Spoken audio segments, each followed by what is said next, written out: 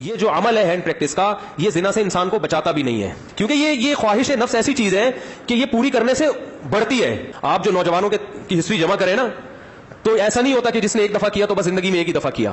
جب یہ لت زیادہ پڑتی ہے تو پھر یہ بیماری شادی کے بعد بھی نہیں چھوٹتی۔ ایک آدمی کی 2 بیویاں، اسے نکاح سے پہلے اس کی عادت پڑ گئی، یہی سوچ کے کہ یار ابھی اپنے آپ کو ٹھنڈا کر لیتا ہوں، تسکین کر لیتا ہوں، برائی سے بچ جاؤں گا، یہ ہو جائے گا وہ ہو جائے گا۔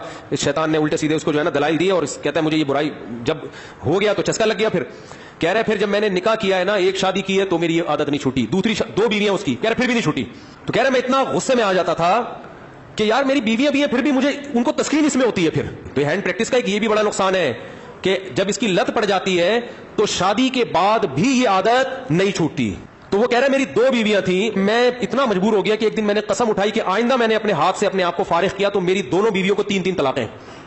کہہ رہے میں نے یہ سوچا کہ شاید اس عمل سے میں اپنے آپ کو روک لوں گا، پھر بھی نہیں رکا، اور پھر بھی یہ عمل کیا، اور ہم نے اس کو فتویٰ دیا کہ آپ کی دونوں بیویاں آپ پر ہمیشہ کے لیے حرام ہو گئی ہیں۔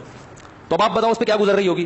تو ہم نے لوگوں کے یہ حالات دیکھے ہیں، ایسے ایسے لڑکے آ کے بتاتے ہیں کہ آدمی حیران ہوتا ہے، یار تمہاری ہڈیوں میں اتنا جوس کہاں سے آیا، تم مر کے ختم ہو جاؤ گے اللہ کے بندو۔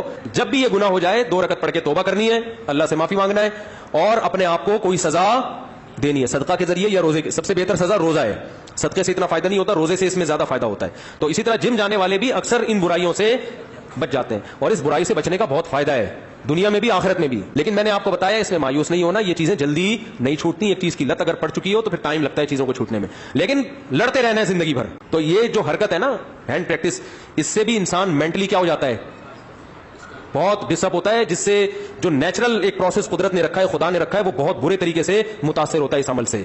تو اس لیے اپنے آپ کو ان تمام ایکٹیویٹیز سے بچا کے رکھنا چاہیے۔ تو اللہ تعالیٰ سب کی حفاظت فرمائے۔